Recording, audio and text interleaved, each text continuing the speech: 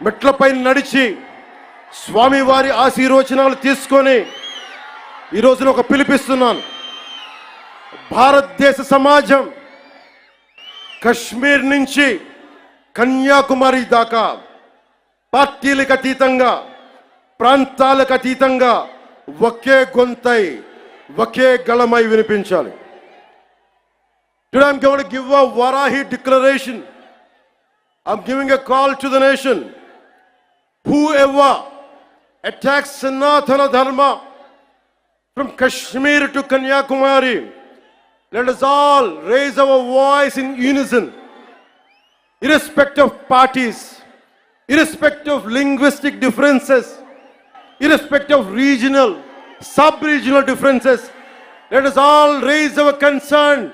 Let us all raise our voice as one Sanatani. Andike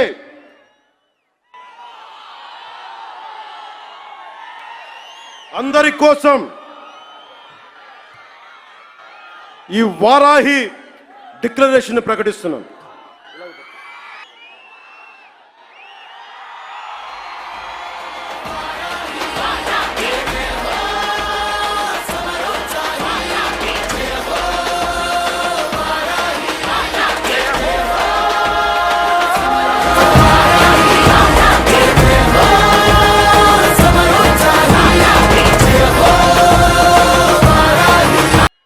సనాతన ధర్మాన్ని త్రికరణ శుద్ధిగా ఆచరించే వ్యక్తిగా ఈ వారాహి డిక్లరేషన్ని వెంకటేశ్వరుడి పాదాల సాక్షిగా మీకు తెలియజేస్తున్నాను.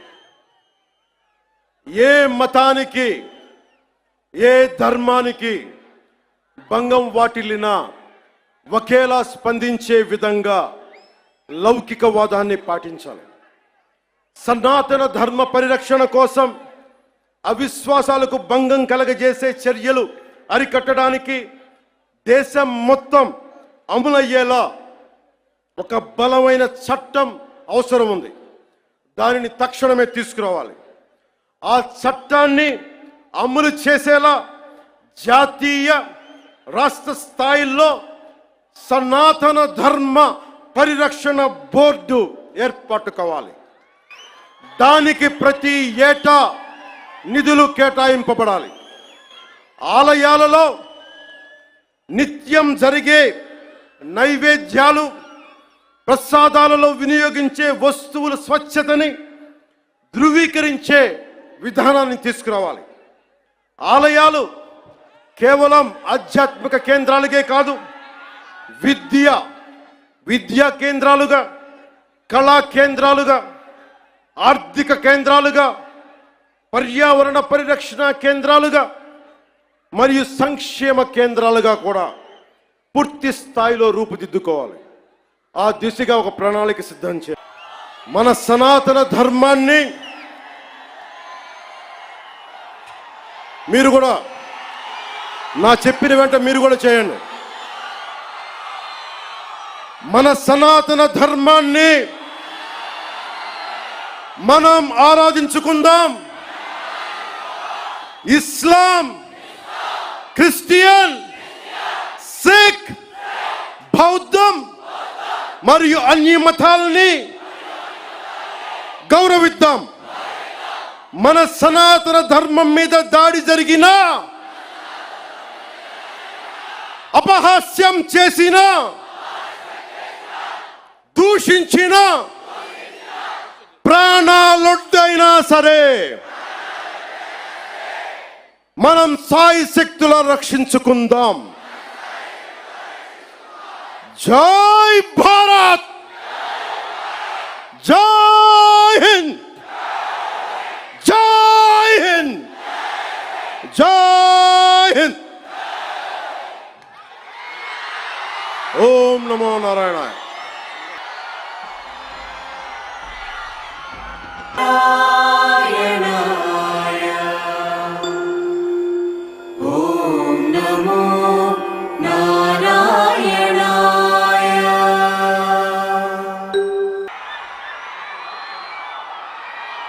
నది ప్రజలను విడిచిపోలేదు, భాష దేశాన్ని దాటిపోలేదు, నేను మన నేలను విడిచి పారిపోలేదు.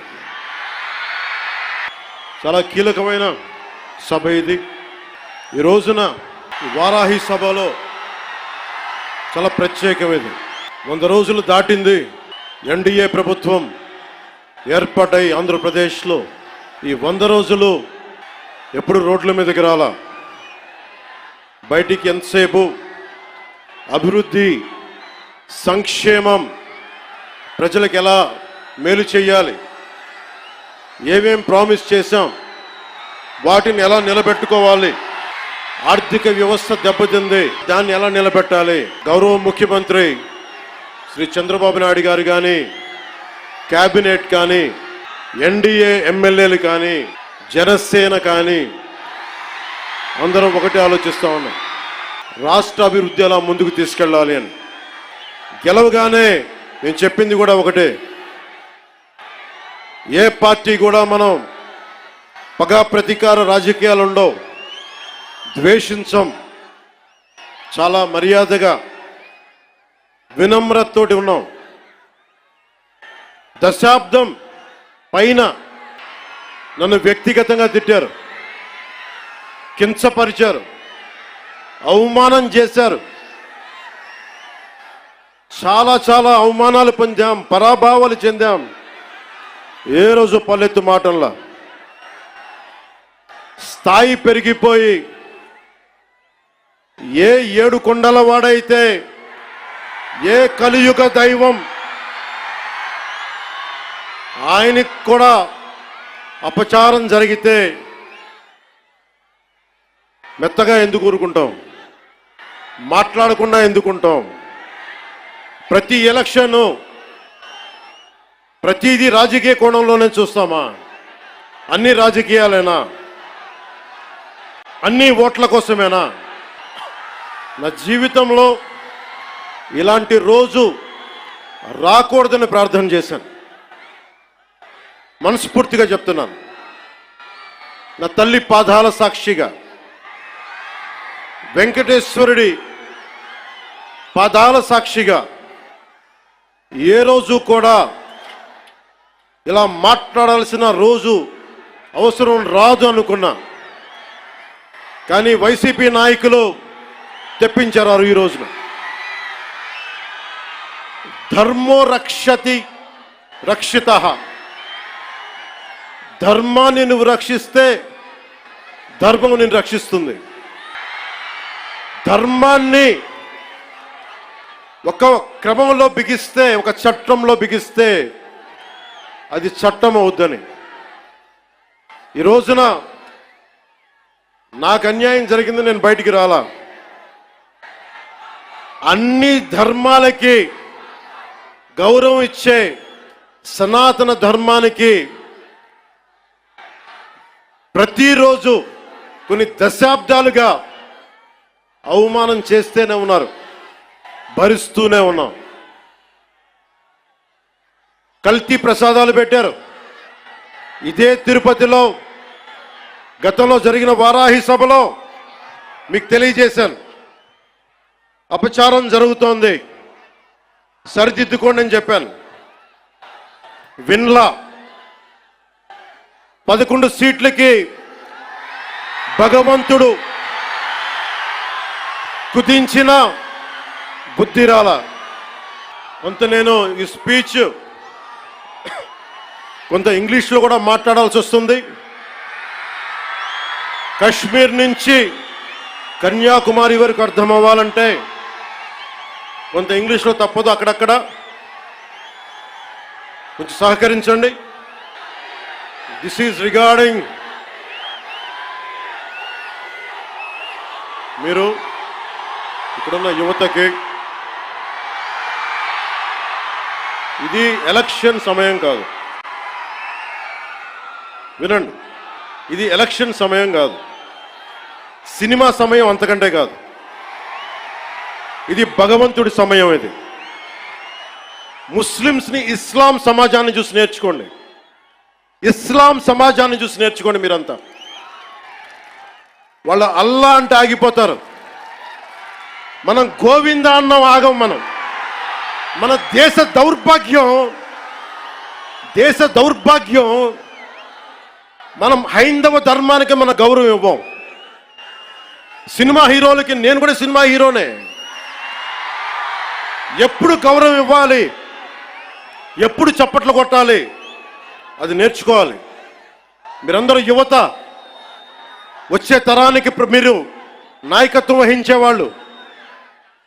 నేను వచ్చింది మీ చేతి ఇక్కడ జేజేలు కొట్టించుకోవడానికి రాలా, గొడవ పెట్టుకోవడానికి వచ్చాను. ఎవరైతే సనాతన ధర్మ విరోధులో, ఎవరైతే సనాతన ధర్మాన్ని మట్టిలో కలిపేస్తామన్నారో వాళ్ళతో గొడవ పెట్టుకోవడానికి వచ్చాను ఈ రోజున. To the entire nation I'm addressing this from Tirupati regarding the desecration of Lord Balaji. I came in front of you not as Deputy Chief Minister of Andhra Pradesh, not as Janasena Party President, but as an average citizen of Bharat, of a nation, and as a practitioner of Sanatana Dharma. I came in front of you all. భిన్నత్వంలో ఏకత్వం చూపించేది సనాతన ధర్మం.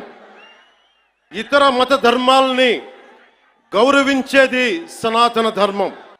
స్వస్తి ప్రజాభ్యః పరిపాలయంతాం న్యాయేన మార్గేణ జనరాజ్యతంత్రాః శుభమస్తు పశుపక్షి వృక్షకీటేభ్యః లోకాః సమస్తా సుఖినో భవంతు. తిరుమలలో వెలిసిన 7 కొండల వారికి ప్రసాదంలో అపచారం జరిగింది. దానికి నేను ప్రాయశ్చిత దీక్ష చేపట్టితే దానిని రాజకీయం చేయొద్దంటారు, అపహాస్యం చేస్తారు, అవహేళన చేస్తారు. నా సనాతన ధర్మాన్ని పాటించడం కూడా వీళ్ళందరికీ పాపంలాగా మాట్లాడతారు. I will make my stand clear to you today.